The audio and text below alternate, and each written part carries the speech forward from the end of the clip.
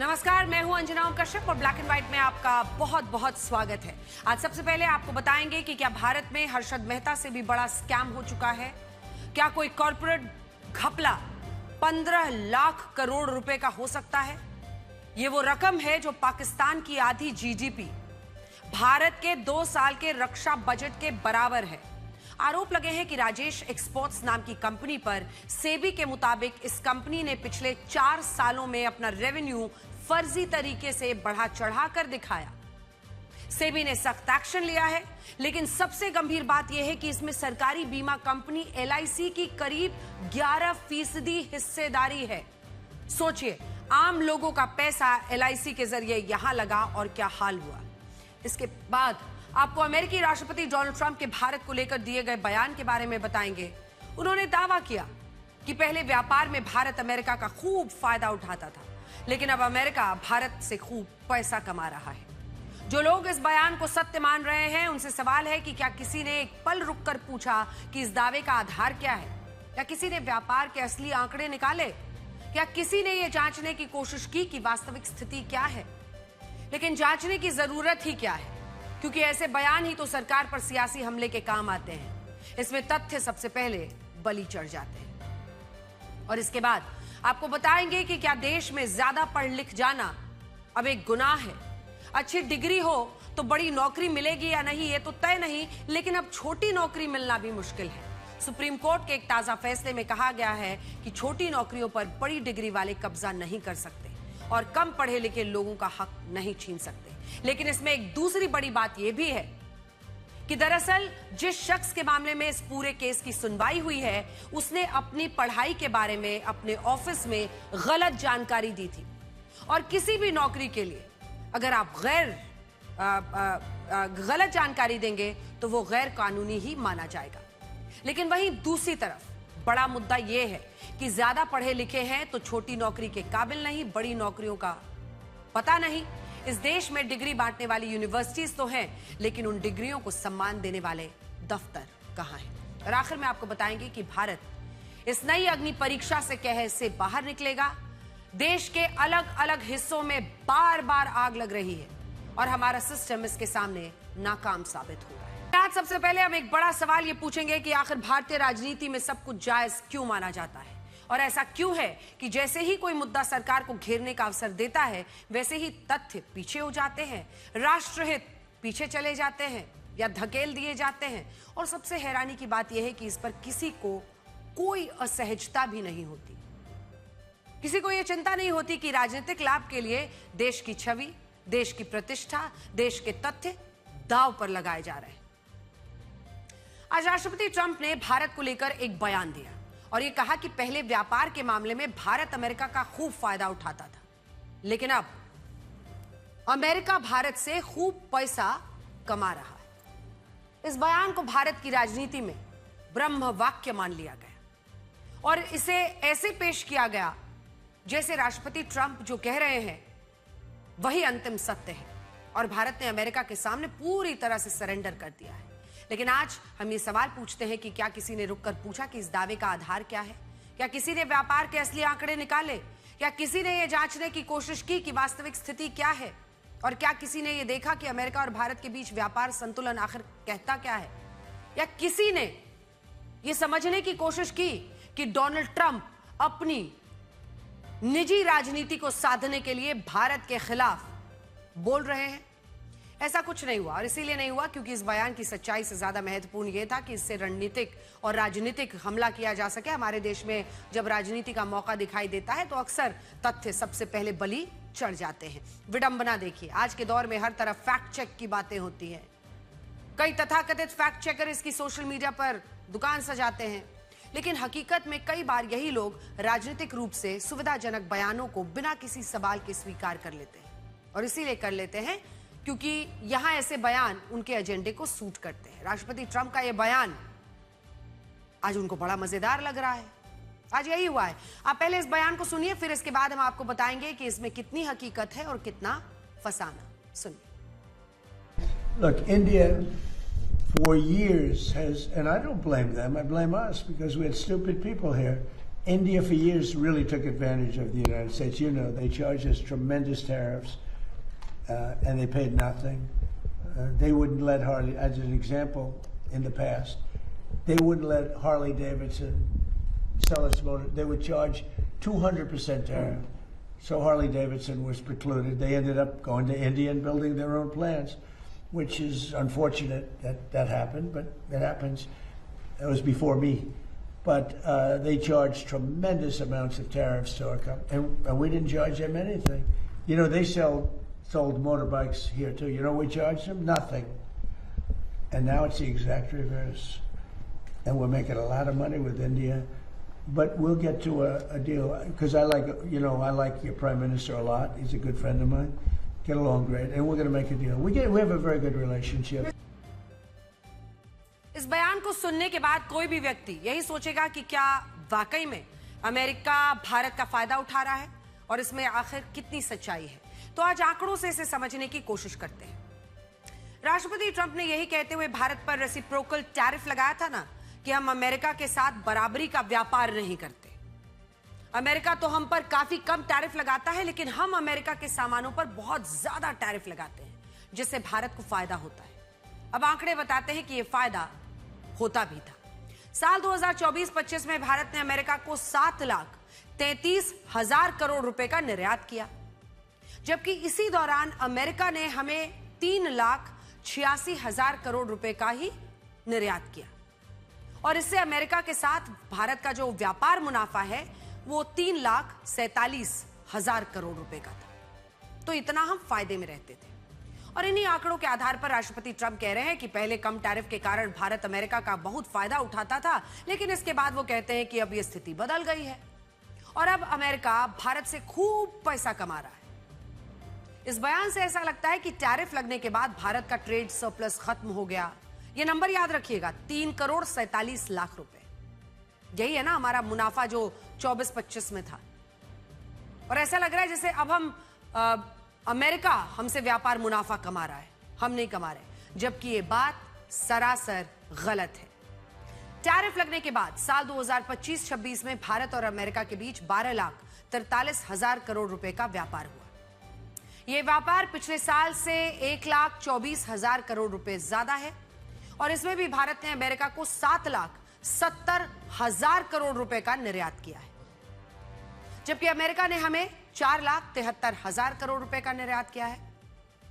यानी मतलब यह हुआ कि टैरिफ लगने के बाद भी भारत का अमेरिका के साथ व्यापार मुनाफे में है 2,97,000 करोड़ रुपए का है।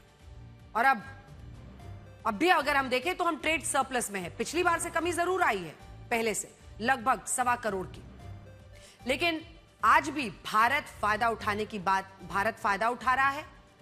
और जो ये डोनाल्ड ट्रंप अपनी निजी राजनीति के लिए, डोमेस्टिक पॉलिटिक्स के लिए स्वीपिंग स्टेटमेंट दे रहे हैं कि अब हमें फायदा हो रहा है, ये बात किसी भी फैक्ट की सच्चाई पर, कसौटी पर खरी नहीं उतरती है। आज भी भारत का व्यापार मुनाफा 3 लाख करोड़ के आसपास है।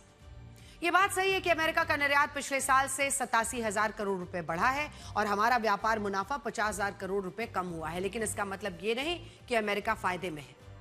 भारत आज भी फायदे में है और नंबर आपके सामने है, लगभग 3 लाख करोड़ का। आगे बढ़िए। हकीकत तो यह है कि हम अब भी लगभग 3 लाख करोड़ रुपए के ट्रेड सरप्लस में चल रहे हैं, लगभग 3 लाख। अगर कुछ लोगों को परेशानी है तो एग्जैक्ट नंबर बता देते हैं, 2,97,000 करोड़। ठीक है, तो हम आज भी ट्रेड सरप्लस में ही हैं। अगर मार्च 2026 के भी आंकड़े देखें तो इस एक महीने में अमेरिका और भारत के बीच 1,21,000 करोड़ रुपए का व्यापार हुआ, जिसमें भारत कुल 38,146 करोड़ रुपए के फायदे में रहा। लेकिन फिर भी जब राष्ट्रपति ट्रंप इन आंकड़ों से इतर गलत दावा करते हैं तो हमारे देश में विपक्षी नेता इसे सच मान लेते हैं और इस पर पॉलिटिक्स शुरू हो जाती है।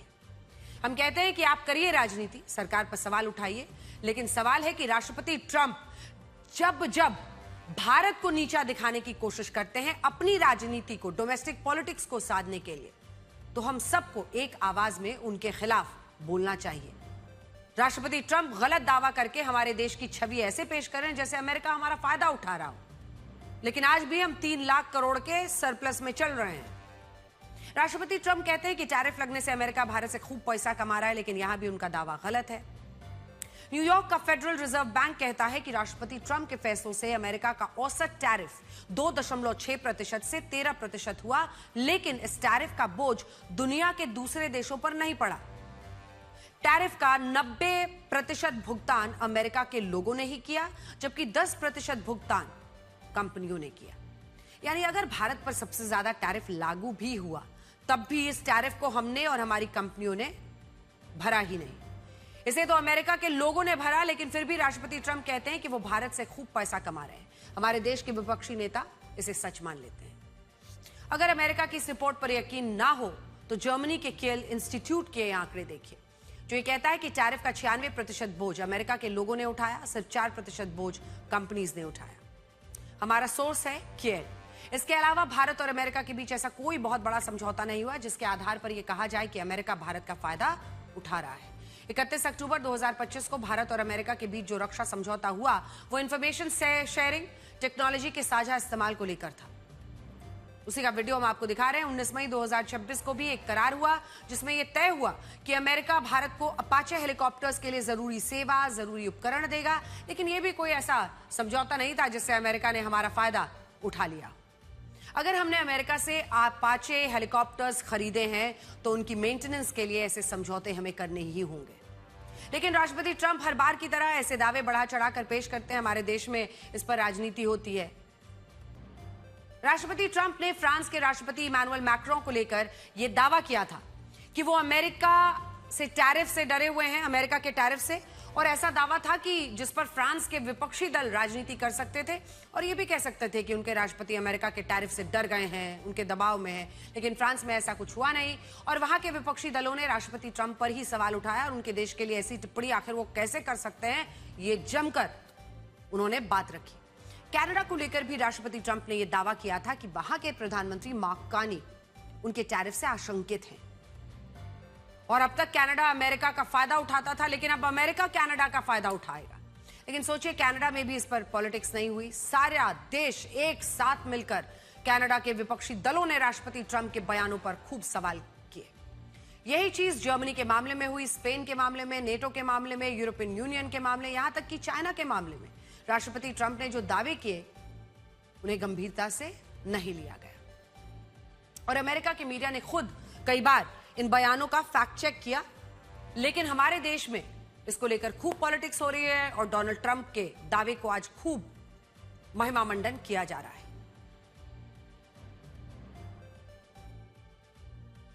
इसी के साथ यह आंकड़ा हमारा नहीं है, यह आंकड़ा जो वहां पर छापे गए वॉशिंगटन पोस्ट में है वो हम आपको दिखा रहे हैं, क्योंकि अभी तक के आंकड़े को अगर आप देखिए तो वॉशिंगटन पोस्ट ये दावा करता है, वॉशिंगटन पोस्ट ये दावा करता है, एक बार फिर से वो नंबर दिखा दीजिए। वॉशिंगटन पोस्ट ये दावा कर रहा है कि खुद ट्रंप ने अपने कार्यकाल में 30,573 झूठ बोले हैं। ये किसी और का दावा नहीं है, ये हमारे आंकड़े भी नहीं है, अमेरिका के मीडिया का है। और आप ईरान को ही याद कर लीजिए, ईरान को लेकर राष्ट्रपति ट्रंप ने क्या क्या दावे नहीं किए, लेकिन सोचिए क्या वहां इन दावों पर आंख मूंद कर कोई विश्वास कर रहा है? याद कीजिए, जब राष्ट्रपति ट्रंप ने पिछले साल भारत को डेड इकोनॉमी बताया था तब भी कई विपक्षी नेताओं ने इस पर आपत्ति नहीं जताई, बल्कि हां में हां मिलाया। लेकिन आज राष्ट्रपति ट्रंप के इस दावे की भी पोल खुल गई। चलिए आपको बड़ी स्क्रीन पर दिखाते हैं कि आज साल 2025-26 की जीडीपी के आंकड़े क्या हैं। तो डेड इकोनॉमी जिसे बता रहे थे डोनाल्ड ट्रंप और हमारे देश में हां मिलाया जा रहा था, तो एक बार ये नजर मार लीजिए, ये 2025-26 के आज नंबर्स आए हैं, 7.7%। पिछले साल का अगर आप नंबर देखिएगा तो ये देखिए 7.1%। इसी के नजरिए से अगर आप अमेरिका का देखें तो मौजूदा नंबर है 2.1% का की वृद्धि, और वहीं जब आप पिछले साल का देखेंगे तो 2.8% का, इसी के आसपास ये झूल रहे हैं। वहीं पर चाइना में भी देखेंगे तो चाहे वो इस साल का हो या फिर पिछले साल का हो, दोनों में ही 5% है जीडीपी। फिर आप आ जाइए जर्मनी पर। जर्मनी में हालत इन दिनों दुरुस्त नहीं है और ये गिरावट है -0.5% की उनकी जीडीपी में, जो कि पूरी तरह से आप कह सकते हैं एक रेड सिग्नल यहां पर ब्लिंक कर रहा है। वहीं अगर आप देखें तो अभी जो नंबर ये पिछली बार का है, पिछले साल का है, इस बार वो 0.2% आगे बढ़े हैं, इससे उभरे हैं। अब जापान पर आ जाइए, जापान 0.1% है, 0.1% पिछले साल था और इस बार कितना है वो 1.1%, और वैसे ही ब्रिटेन में 1.3%। मतलब आप समझ लीजिए कि ये दोनों देश लगभग आसपास ही हैं, इनसे 1% ऊपर ये अमेरिका है, और यहां पर आप देखिए तो पिछले साल में इनके नंबर्स 1.1% थे। तो इससे अंदाजा आपको लग जाएगा कि चाहे वो ब्रिटेन हो, चाहे अमेरिका हो, चाहे चाइना, जर्मनी, जापान, जीडीपी के मामले में जो नंबर्स आए हैं वो साफ तौर पर हमारी अर्थव्यवस्था को लेकर एक बात कहते हुए दिखाई दे रहे हैं। बड़ी बात यही है कि आज इन सब के इर्द गिर्द हो रही पॉलिटिक्स के बीच सच कहीं छिप ना जाए। बात सिर्फ भारत की डेयर इकोनॉमी बताने की नहीं है। राष्ट्रपति ट्रंप ने 5 बार यह दावा किया कि भारत ने रशिया से कच्चा तेल खरीदना बंद कर दिया है। खूब हमारे देश में इसमें पॉलिटिक्स हुई, लेकिन सच यही है कि आज तक एक बार ऐसा नहीं हुआ जब हमने रशिया से अपने कच्चे तेल के आयात को बंद किया। अगर आपको विश्वास ना हो तो ये आंकड़े देखिए। राष्ट्रपति ट्रंप ने 6 अगस्त 2025 को भारत पर रशिया से तेल खरीदने के लिए 50% टैरिफ लगाया था। रशिया से तेल क्यों खरीद रहे हो? लेकिन तब भी हम नहीं झुके। और मुझे आज भी व्लादिमीर पुतिन का मेरा वो इंटरव्यू याद आता है जिसमें ये सवाल पूछने पर उन्होंने कहा कि वो तो हमसे यूरेनियम खरीदते हैं, तो खुद पर टैरिफ क्यों नहीं लगा देते? तो अमेरिका अगर यूरेनियम खरीद सकता है तो भारत तेल क्यों नहीं? और अगस्त 2025 में हमने रशिया से प्रतिदिन 16,90,000 बैरल कच्चा तेल आयात किया था। अगस्त के बाद सितंबर में भी ये प्रतिदिन 16,10,000 बैरल रहा। और जब हमारे देश के बहुत सारे लोग ये कह रहे थे कि भारत अमेरिका से डर गया है और हमने रशिया से कच्चे तेल की खरीद कम कर दी है, तब यही खरीद अपने सबसे ऊंचे स्तर पर पहुंची और नवंबर महीने में हमने रशिया से प्रतिदिन 18,40,000 बैरल तेल खरीदा। और ये पूरा ग्राफ आप देख सकते हैं कि इसके बाद भी हमने रशिया से कच्चे तेल की खरीद बंद नहीं की और रशिया हमारा सबसे बड़ा ऑयल पार्टनर बना रहा। दुख की बात यह है कि जब राष्ट्रपति ट्रंप कहते हैं कि वो भारत से खूब पैसा कमा रहे हैं, तो हमारा विपक्ष इस बयान को उठाकर मुद्दा बनाता है। जब रशिया के राष्ट्रपति व्लादिमीर पुतिन ये कहते हैं कि अमेरिका ने भारत पर जो दबाव बनाया वो सारा दबाव बेकार गया, भारत अमेरिका से डरा नहीं, तो ये बयान कोई कोट नहीं करता। लेकिन आज हम आपको राष्ट्रपति व्लादिमीर पुतिन का यह बयान भी दिखाना चाहते हैं जो उन्होंने उसी वक्त दिया जब राष्ट्रपति ट्रंप भारत को लेकर यह भ्रामक दावा कर रहे थे। आज जब हमारे देश में यह सारी राजनीति हो रही है, तब हम आपको 6 जनवरी 2021 की ये तस्वीरें दिखाना चाहते हैं। ये वही तस्वीरें हैं जब अमेरिकी संसद कैपिटल हिल में राष्ट्रपति ट्रंप के समर्थकों ने चुनावी नतीजों के खिलाफ दंगे किए थे और अमेरिका की संसद का मजाक बनाकर रखा था। इन दंगों में जो लड़का कैपिटल हिल की खिड़कियों को तोड़कर अंदर घुसा था और जिसे अमेरिका की अदालत ने इसके लिए दोषी माना था, जानते हैं इस दंगाई के साथ राष्ट्रपति ट्रंप ने क्या किया है? एलियस इरेजारी नाम के इस लड़के को राष्ट्रपति ट्रंप ने पेंटागन में यानी अमेरिका के रक्षा विभाग में नौकरी दे दी है। और जब इस पर सवाल खड़े हुए तो पेंटागन के प्रेस सचिव जोएल वाल्डेज ने कहा कि यह लड़का देशभक्त है। इसके जैसे लड़कों की अमेरिका के रक्षा विभाग को सख्त जरूरत है। सोचिए, अब तक हम नहीं सोचते थे कि भारत में बाहुबलियों, अपराधियों, दंगाइयों को चुनाव में टिकट कैसे ये पार्टियां दे देती हैं। सांसद, विधायक वो बन जाते हैं, जेल से चुनाव लड़कर जीत जाते हैं। लेकिन अमेरिका तो इससे भी एक कदम आगे निकल गया। उसने अमेरिकी संसद में हिंसा करने वाले लड़के को रक्षा विभाग में नौकरी ही दे दी। वाह, क्या गजब हो रहा है राष्ट्रपति ट्रंप के राज में। आपको ये बताते हैं कि भारत को दूसरे देशों से सर्टिफिकेट लेने की आखिर क्या जरूरत है। अगर कोई विदेशी अखबार, कोई अंतर्राष्ट्रीय एजेंसी, कोई ग्लोबल थिंक टैंक भारत के बारे में कोई दावा कर दे तो हमारे यहां उसे लगभग अंतिम सत्य की तरह स्वीकार कर लिया जाता है। आज बात सोने की होगी, उसे शेयर किया जाता है, उसके आधार पर बहसें होती हैं, राजनीतिक निष्कर्ष निकाले जाते हैं, सरकारों को घेरा जाता है। लेकिन जब उसी दावे को देश का केंद्रीय बैंक, आधिकारिक आंकड़े, जिम्मेदार संस्थाएं तथ्यों के साथ खारिज करती हैं, तो अचानक लोगों को सबूत कम और संदेह ज्यादा दिखाई देने लगता है। आखिर ऐसा क्यों? और क्यों विदेशी होने भर से कोई दावा विश्वसनीय नहीं हो जाता? इस हफ्ते 2 जून 2026 को ब्लूमबर्ग की एक रिपोर्ट आई जिसमें ब्लूमबर्ग इकोनॉमिक्स के अर्थशास्त्री अभिषेक गुप्ता ने अनुमान लगाया कि 22 मई तक के 2 हफ्तों में आरबीआई ने $12 बिलियन यानी लगभग 1,16,000 करोड़ रुपए का सोना बेचा है और इसी दौरान $7.5 बिलियन की विदेशी मुद्रा खरीदी है। इस रिपोर्ट का सबसे बड़ा तर्क यह था कि ईरान युद्ध के कारण भारत के विदेशी मुद्रा भंडार पर काफी दबाव है और शायद इसीलिए आरबीआई ने अपने सोने का कुछ हिस्सा बेच दिया और बेचकर डॉलर रिजर्व को मजबूत किया है। बड़ी बात यह है कि इस अनुमान का कोई विश्वसनीय आधार था ही नहीं। भारत को लेकर इतनी बड़ी बात सिर्फ यह सोचकर लिख दी गई कि अगर अंतर्राष्ट्रीय बाजार में सोने की कीमत बढ़ रही है और फिर भी आरबीआई के गोल्ड रिजर्व की वैल्यू में इजाफा नहीं हो रहा है तो शायद आरबीआई ने कुछ सोना बेच दिया होगा। अब ब्लूमबर्ग की यह रिपोर्ट प्रकाशित हुई, हमारे देश में खूब हंगामा हुआ। विपक्षी नेताओं ने कहा कि यह भारत के इतिहास में पहली बार है जब देश का सोना बेचा गया, इससे पहले ऐसा कभी नहीं हुआ। इस रिपोर्ट के आधार पर राहुल गांधी ने यह कहा कि भारत में आर्थिक सुनामी आने वाली है और प्रधानमंत्री मोदी की सरकार अगले 1 साल में गिर जाएगी। इतना हंगामा हुआ, आरबीआई ने इस खबर का फैक्ट चेक किया। यह बताया कि 3 जून को भारत की फिजिकल होल्डिंग जो गोल्ड होल्डिंग है वो 880.52 टन थी और इसमें कोई बदलाव नहीं आया है। आरबीआई के बाद पीआईबी ने भी यही बताया कि भारत के विदेशी मुद्रा भंडार में सोने का महत्व बढ़ रहा है, ना कि घट रहा है। दिसंबर 2025 में यह हिस्सेदारी 13.92% थी, जो 31 मार्च 2026 को 16.70% हुई और 22 मई को 2026 को 16.85%।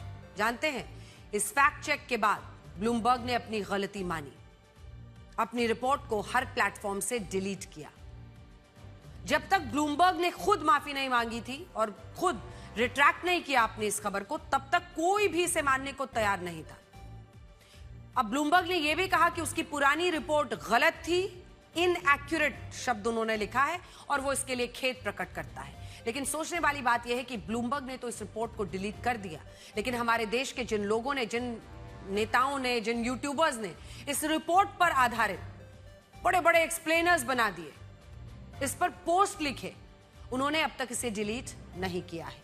उनकी सोशल मीडिया प्रोफाइल पर अब भी यह खबर एक लेबल की तरह चिपकी हुई है, जबकि ब्लूमबर्ग इस रिपोर्ट को डिलीट कर चुका है।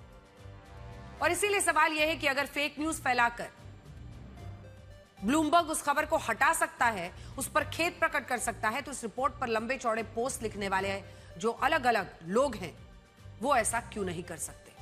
वो एक फर्जी खबर पर अपने पोस्ट और एक्सप्लेनर को क्यों नहीं हटा रहे हैं? और क्या इससे ये नहीं पता चलता है कि हमारे देश में सिर्फ राजनीति के लिए कितनी गंदी राजनीति की जाती है? आपको ये बताते हैं कि क्या अमेरिका को उत्तर कोरिया में ईरान नजर आता है? जिस वक्त राष्ट्रपति ट्रंप ईरान पर दबाव बना रहे हैं कि वो अपने यूरेनियम को सरेंडर करे, तब जानते हैं किम जोंग उन क्या कर रहे हैं? किम जोंग उन ने एक गजब का खेल किया है। उत्तर कोरिया की ये तस्वीरें आप देख रहे हैं, उन्होंने एक ऐसी फैक्ट्री का दौरा किया जहां यूरेनियम को परमाणु हथियारों के लिए एनरिच किया जाता है और तस्वीरें जारी कर दी। उत्तर कोरिया के सरकारी मीडिया ने खुद इन तस्वीरों को जारी किया है, जो अमेरिका के लिए बड़ा संदेश मानी जा रही है। और इन तस्वीरों को देखकर पूरी दुनिया ये पूछ रही है कि क्या इसी वजह से राष्ट्रपति ट्रंप ईरान पर उसका यूरेनियम सरेंडर करने के लिए दबाव बना रहे हैं? असल में परमाणु हथियारों को लेकर जो दबाव आज ईरान पर है, वही दबाव आज से 40 साल पहले उत्तर कोरिया पर भी था। उस वक्त अमेरिका ने उत्तर कोरिया पर कई प्रतिबंध लगाए ताकि वो परमाणु हथियार बनाने की अपनी जो कोशिशें हैं उसको बंद कर दे। कई बार उत्तर कोरिया ने यह वादा भी किया कि वो परमाणु हथियार नहीं बनाएगा।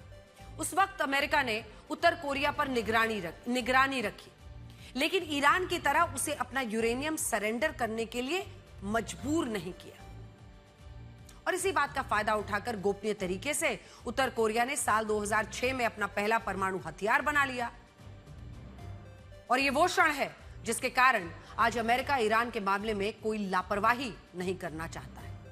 अमेरिका को लगता है कि अगर उसने ईरान का यूरेनियम उससे हासिल नहीं किया तो कुछ सालों के बाद ईरान भी परमाणु हथियार बना लेगा और वहां के सुप्रीम लीडर भी इसी तरह से परमाणु हथियार बनाने वाले कारखानों का दौरा करेंगे, जैसे किम जोंग उन उत्तर कोरिया में कर रहे हैं। देखिए, तो उत्तर कोरिया की तस्वीर आपने देख ली। किम जोंग उन का अपना एक स्टाइल है और उस स्टाइल में आप देख रहे हैं उनका एक मॉडल है और उसी मॉडल पर उत्तर कोरिया काम कर रहा है, जिसके कारण वो अपने यूरेनियम को अमेरिका के हवाले नहीं करना चाहता।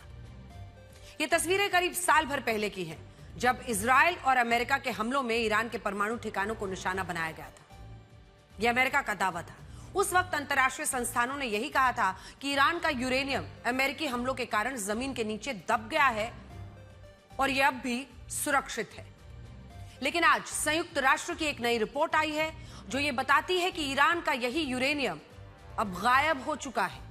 इंटरनेशनल एटॉमिक एनर्जी एजेंसी ने एक खुफिया रिपोर्ट में यह खुलासा किया है कि ईरान का परमाणु कार्यक्रम उसकी निगरानी से बाहर निकल गया है। वो अब इतना तक बता पाने की हालत में नहीं है कि ईरान के पास इस वक्त कुल कितना यूरेनियम है, उसका क्या फॉर्म में वो यूरेनियम है, किस स्वरूप में है, उसे किस खुफिया जगह पर छिपा कर रखा गया है। आईएईए ये तक नहीं बता पा रही कि ईरान ने यूरेनियम को और ज्यादा ताकतवर बनाने की अपनी जितनी भी उसकी गतिविधियां थी उसको पूरी तरह से रोका है या नहीं। ये समझ से परे है कि दुनिया भर के न्यूक्लियर साइट्स और कार्यक्रमों की देखरेख नियंत्रण करने वाली संस्था इतनी बेबस और असहाय नजर आ रही है। और ऐसा हो भी सकता है कि ईरान पिछले साल अपनी न्यूक्लियर साइट्स को बचाने में कामयाब हो गया था और यूरेनियम को उसने किसी और जगह सुरक्षित छिपा दिया है। आपको ये बताते हैं कि क्या भारत में हर्षद मेहता से भी एक बड़ा स्कैम हुआ है और क्या ये स्कैम 15 लाख करोड़ रुपए का हो सकता है। 15 लाख करोड़ रुपए कोई छोटी रकम नहीं होती। यह पैसा हमारे 2 साल के रक्षा बजट के बराबर है। पाकिस्तान जैसे देश की आधी जीडीपी। और यहां तो यह मामला सीधे भारत के शेयर मार्केट और एलआईसी से जुड़ा हुआ है। राजेश एक्सपोर्ट्स नाम की जिस कंपनी पर इस घोटाले के आरोप लग रहे हैं उसमें सरकारी बीमा कंपनी एलआईसी की 10.8% की हिस्सेदारी है और इसी वजह से ही यह मामला बहुत गंभीर हो जाता है। हम आपको एक एक करके वो सारी बातें बताएंगे जिससे आप इस पूरे मामले को समझ सकें। यह पूरा विवाद शुरू होता है सेबी के एक अंतरिम आदेश ने। वही सेबी जो भारत के शेयर बाजार का चौकीदार है, उसकी निगरानी करने वाला एक रेगुलेटर है। अब सेबी ने क्या किया? सेबी ने कड़ा एक्शन लिया और सेबी ने राजेश एक्सपोर्ट्स के खिलाफ 109 पन्नों का एक अंतरिम आदेश जारी किया है। राजेश एक्सपोर्ट्स भारत की एक बड़ी कंपनी है। करती क्या है यह कंपनी?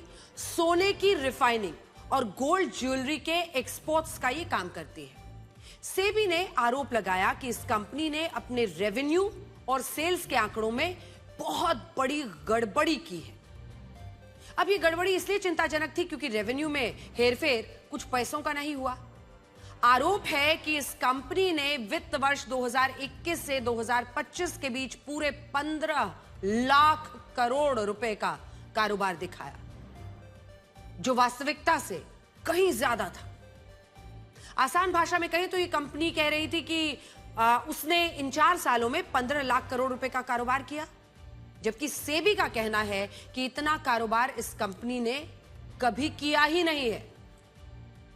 मतलब 15 लाख करोड़ का जो उसने नंबर दिया वो पूरी तरह से गलत है। इसका मतलब यह हुआ कि इस कंपनी ने अपने रेवेन्यू को बढ़ा चढ़ाकर पेश किया और कैसे किया अब वो भी समझिए।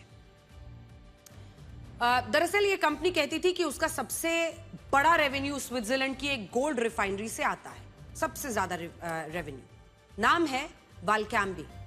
अब इस दावे के आधार पर सेबी ने इस विदेशी कंपनी के भी बैंक खातों की जांच की और जब जांच हुई तो यह पता चला कि जितना कारोबार राजेश एक्सपोर्ट्स ने इसके साथ होने का दावा किया है वो इस कंपनी के रिकॉर्ड से मेल ही नहीं खाता। सेबी का यह भी आरोप है कि इस कंपनी ने अपने रेवेन्यू के सही और जरूरी दस्तावेज उपलब्ध नहीं कराए, जैसे उन ग्राहकों की पूरी सूची नहीं दी जिन्हें सोना बेचने का दावा था। जो सप्लायर्स सोना इससे खरीद और बेच रहे थे उनकी भी जानकारी नहीं दी। इस कंपनी की जो सहायक कंपनियां हैं और जो विदेशों में काम कर रही हैं उनका भी वित्तीय रिकॉर्ड सेबी को सौंपा नहीं गया और इसी वजह से ऑडिटर इस कंपनी की पूरी तरह से जांच नहीं कर पाए। अब मान लीजिए कोई दुकानदार आपसे यह कहे कि उसने पूरे साल काम करके 1 करोड़ रुपए कमाए लेकिन उसका मुनाफा सिर्फ 1 लाख रुपए रहा, तो आप क्या कहेंगे? आप यही सोचेंगे कि इतनी बड़ी बिक्री के बावजूद मुनाफा इतना कम। और आरोप है कि इस मामले में भी यही खेल चल रहा था। राजेश एक्सपोर्ट्स का रेवेन्यू तो करोड़ों में था, लेकिन इसका कुल बाजार मूल्य सिर्फ 3,000 करोड़ रुपए। ये आंकड़े भी इस साल के हैं जब यह कंपनी 7,80,00,000 करोड़ रुपए का कारोबार करने का दावा कर रही है। सेबी का यह भी कहना है कि इस कंपनी ने अफ्रीका में सोने की खदानों में 1,000 करोड़ रुपए से ज्यादा निवेश करने का दावा किया, लेकिन जब जांच हुई तो सेबी को इसके पास से वैल्यूएशन रिपोर्ट, निवेश के प्रमाण और पर्याप्त दस्तावेज मिले ही नहीं। इससे यह सवाल उठता है कि यह निवेश हुआ भी था, यह सिर्फ कंपनी की आमदनी को बढ़ा चढ़ाकर पेश करने के लिए किया गया था। अब आप पूछेंगे कि अगर इस कंपनी ने 15 लाख करोड़ रुपए के रेवेन्यू को बढ़ा चढ़ाकर दिखाया तो ये भारत का सबसे बड़ा कॉर्पोरेट घोटाला कैसे हो गया? तो इसके पीछे है शेयर बाजार की कहानी। शेयर बाजार में जब निवेशक किसी कंपनी में पैसे लगाते हैं तो वहां उसकी आर्थिक सेहत देखी जाती है, यानी उस कंपनी का कारोबार कितना बड़ा है, उसकी सेल कितनी है, उसका रेवेन्यू कितना है, उसमें निवेश करना ठीक रहेगा नहीं रहेगा। आप भी अगर शेयर में इन्वेस्ट करते होंगे तो यही सब देखते होंगे। तमाम जो हेल्थ पैरामीटर्स एक कंपनी के कहलाते हैं। अब क्योंकि इस कंपनी पर आरोप लग रहा है कि उसने अपने रेवेन्यू को वास्तविकता से ज्यादा बताया था, इसीलिए शेयर बाजार में उसका माहौल बना। उसने दिखाया बढ़ा चढ़ाकर नंबर, उसके हक में पूरा शेयर बाजार में एक माहौल बना और सबको लगा कि यहां पर अगर हमने इन्वेस्ट किया तो हमको अच्छा रिटर्न मिलेगा। निवेशकों ने सोचा कि इस कंपनी में पैसा लगाने से उनको फायदा होगा, और इन निवेशकों में सिर्फ आम लोग नहीं थे। यह खबर इसीलिए बहुत बड़ी है, इनमें सरकारी बीमा कंपनी LIC भी थी। इन आंकड़ों को देखिए, मार्च 2016 में इस कंपनी में LIC की हिस्सेदारी सिर्फ 1.99% थी। साल 2022 में बढ़कर हो गई 11.22%। मार्च 26 में 10.8%। इसका मतलब यह है कि LIC ने पिछले 10 सालों में अपनी हिस्सेदारी इस कंपनी में 5 गुना बढ़ाई, और यह भी तब हुआ जब म्यूचुअल फंड्स को पहले दिन से इस कंपनी पर बिल्कुल भरोसा नहीं था। 2016 में म्यूचुअल फंड्स की इस कंपनी में 0.5% की हिस्सेदारी थी, जो आज 0 है। पिछले 10 सालों में म्यूचुअल फंड्स इस कंपनी के रेवेन्यू को संदिग्ध मानकर इससे दूर रहा, लेकिन इसी जगह LIC ने इसमें अपना निवेश 5 गुना बढ़ा दिया। LIC एक सरकारी बीमा कंपनी है। जो लोग LIC में पॉलिसी खरीदते हैं, उन्हें पैसे को ये कंपनी आगे निवेश करती है, जिससे ये मामला बड़ा हो जाता है। अच्छी नौकरी चाहिए तो अच्छी डिग्री होनी चाहिए, लेकिन अच्छी नौकरी ना मिले तो क्या बड़ी डिग्री से छोटी नौकरी नहीं कर सकते? आज हम आपको यही बताएंगे कि आपकी बड़ी डिग्री से बड़ी नौकरी मिले या ना मिले, लेकिन छोटी नौकरी तो अब मिलने से रही, क्योंकि इन नौकरियों के लिए आप जरूरत से ज्यादा पढ़े लिखे हैं। देश के सुप्रीम कोर्ट ने एक ऐसा फैसला सुनाया है जिसने देश के करोड़ों नौजवान के कान खड़े कर दिए। सुप्रीम कोर्ट ने क्या कहा? सुप्रीम कोर्ट ने साफ साफ कहा है कि अगर नौकरी छोटे पद की है तो बड़े बड़े डिग्रीधारी उस पर कब्जा नहीं कर सकते। ज्यादा पढ़े लिखे होने का मतलब यह नहीं कि आप कम पढ़े लिखे व्यक्ति का हक मार लें। यह पूरा मामला एक बैंक में अटेंडेंट यानी सेवादार के पद से शुरू हुआ। बैंक ने साफ कहा था कि उन्हें इस काम के लिए सिर्फ 10वीं पास, 10th पास व्यक्ति की जरूरत है। अब नौकरी की किल्लत ऐसी कि एक अच्छे खासे ग्रेजुएट ने सोचा कि बड़ा अच्छा मौका है, भाई एक स्थायी नौकरी लग जाएगी। उन्होंने अपनी बड़ी डिग्री को बक्से में छिपा दिया, खुद को सिर्फ 10th पास बताया और नौकरी हासिल कर ली। एक दिन इस बात की जानकारी बैंक को हुई तो उन्हें नौकरी से निकाल दिया गया। मामला हाई कोर्ट तक पहुंचा। हाई कोर्ट ने कहा कि वो नौकरी कर चुका है और सिर्फ ज्यादा योग्य होने के आधार पर उसे नौकरी से बाहर करना ठीक नहीं होगा। लेकिन जब बात सुप्रीम कोर्ट पहुंची तो पासा पलट गया। जस्टिस एहसानुद्दीन अमानुल्लाह और जस्टिस R महादेवन की बेंच ने साफ शब्दों में कहा कि यह हेराफेरी नहीं चलेगी। कोर्ट ने मद्रास हाई कोर्ट के फैसले को पलटा और कहा कि अपनी ऊंची योग्यता को छिपाकर, झूठ बोलकर नौकरी पाना सरासर धोखा है। ग्रेजुएट था और नौकरी के लिए बताया कि मैं सिर्फ 10th पास हूं। सुप्रीम कोर्ट ने बेहद अहम टिप्पणी करते हुए कहा कि सरकार का काम हर वर्ग का ख्याल रखना है। अगर सरकार कुछ नौकरियां कम पढ़े लिखे लोगों के लिए बचाकर रखती है तो वो बिल्कुल सही है। जरा सोचिए, एक 8वीं या 10वीं पास युवा नौकरी की रेस में किसी MA, MTech, MBA, PhD वाले का मुकाबला कैसे करेगा?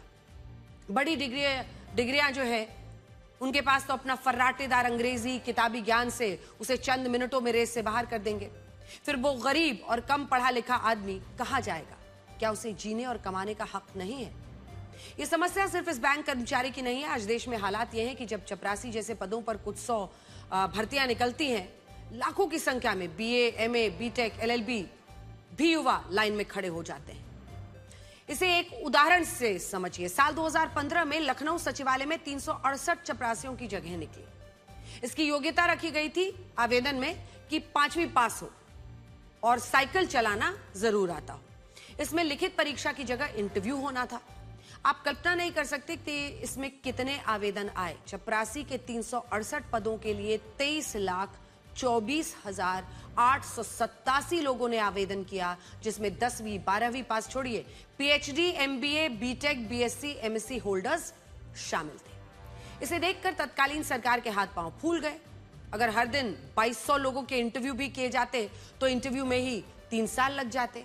आखिरकार ये भर्ती रद्द करनी पड़ी। और ये ऐसा अकेला मामला नहीं है। मजबूरी और बेरोजगारी का आलम ऐसा है कि लोग कम योग्यता वाले पदों के लिए अपनी डिग्रियां तक छुपाने को तैयार हैं।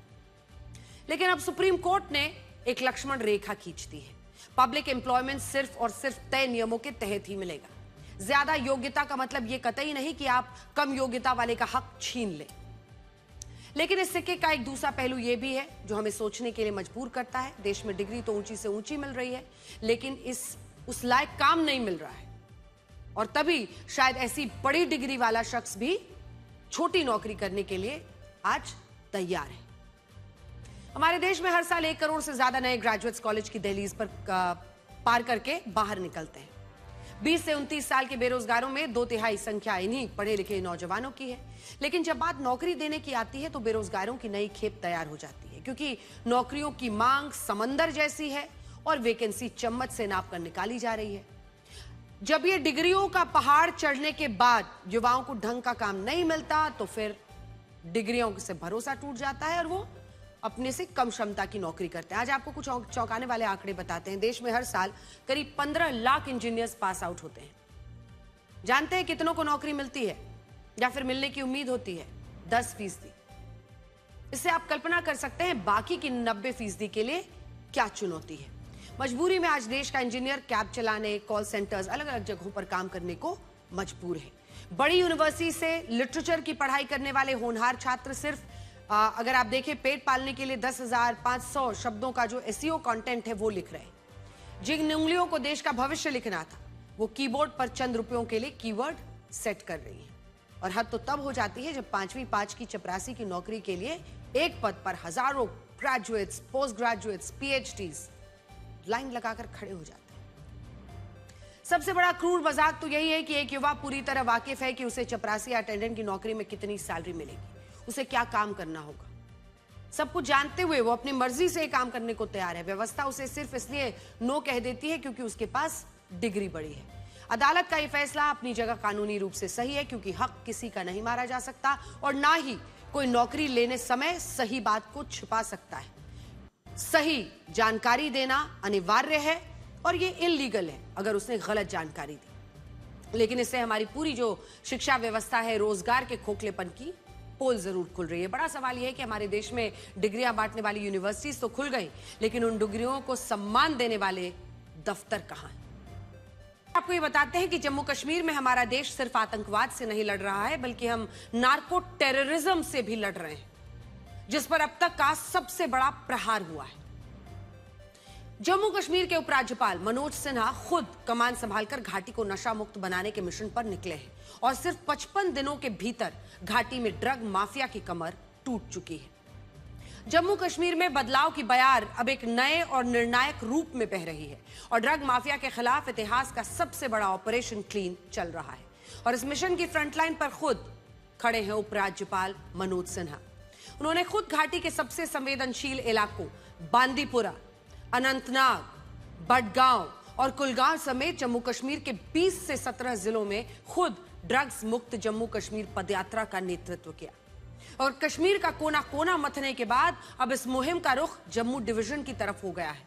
लेकिन उससे पहले गांदरबल की सड़कों पर उतरे हजारों लोगों के सैलाब ने साफ कर दिया कि जनता इस जंग में उपराज्यपाल के साथ खड़ी है।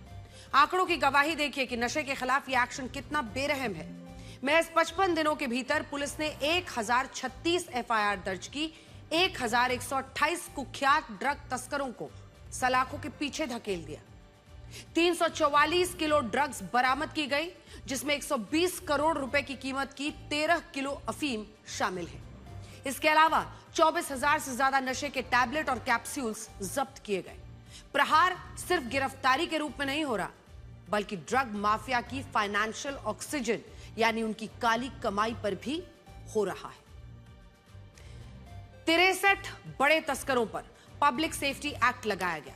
700 से ज्यादा के ड्राइविंग लाइसेंस रद्द हो चुके हैं। सबसे बड़ा हंटर चला है उनकी अचल संपत्तियों पर, नशे की कमाई से। जानते हैं, यहां पर 100 से भी ज्यादा आलीशान मकान और ठिकाने हैं जिन पर यह या तो बुलडोजर गर्जा है या उन पर सरकारी ताला आज लटक चुका है। एक तरफ जहां गुनहगारों के लिए कोई रहम नहीं, वहीं दूसरी तरफ भटक चुके युवाओं के लिए प्रशासन ने हमदर्दी का हाथ बढ़ाया है।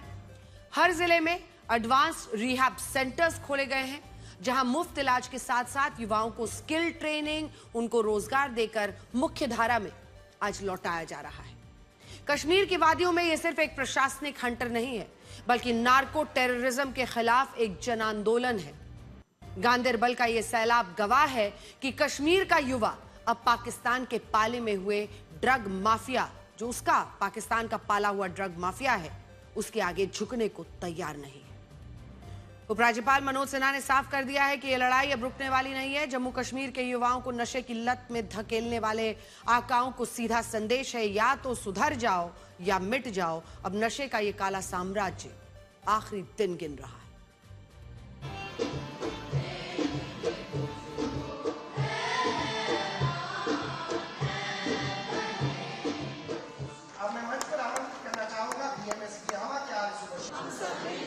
युवाओं की शक्ति का परिवार।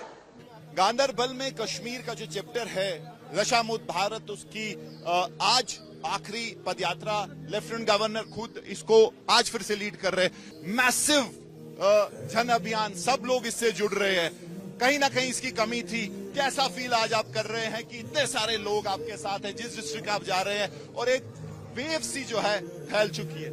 जम्मू कश्मीर पुलिस और फोर्सेस ने नशे पर लगाम लगाई है, पूरी तरह से सप्लाई चेन को डिसरप्ट कर दिया है और तस्करों के खिलाफ जिस सख्ती से कार्रवाई की है, वहीं आवाम भी जागरूक होकर सड़कों पर आकर के ये आवाम का कार्यक्रम बन गया। तो सर, कितने होपफुल हैं ये आप ऐसी नींव डाल के जो है रख रहे हैं, जो कि आगे इंस्टीट्यूशनलाइज होगी, इस 100 दिन के बाद भी चलेगी, क्योंकि मिशन बहुत बड़ा है, इतनी खराबी हो चुकी थी। मैं जानता हूं कि 100 दिन में नशा पूरी तरह समाप्त नहीं होने वाला है, लेकिन एक मजबूत आधार हमने बनाया है। और 3 फ्रंट पर, जैसा मैंने कहा कि एक public awareness, supply chain disruption और तीसरा रिहेबिलिटेशन, उस पर शिद्दत से काम करेंगे।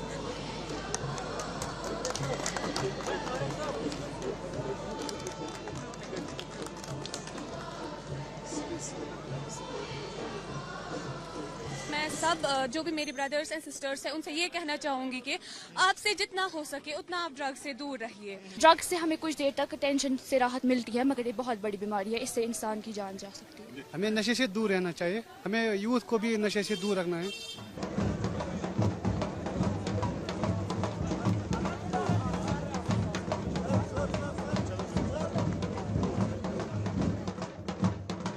जब से ये नशा मुक्त अभियान शुरू हुआ है, तब से मुझे एक चीज मैंने नोटिस की है कि जितना भी यूथ है, यूथ बहुत खुश है कि ड्रग्स से हम नजात पाएं, क्योंकि ड्रग्स एक ये नहीं है कि हम कहेंगे कि नशा जहर है, वो है। नशा एक बहुत बड़ा जुल्म है, एक बहुत बड़ा कत्ल है। नशे से दूर रहो, क्योंकि आप अपनी जिंदगी खो रहे हो। लोग कड़वे सच से नहीं, बल्कि भ्रम के मायाजाल के टूटने से डरते हैं, जिसके दम पर उनका वजूद टिका है। नमस्कार।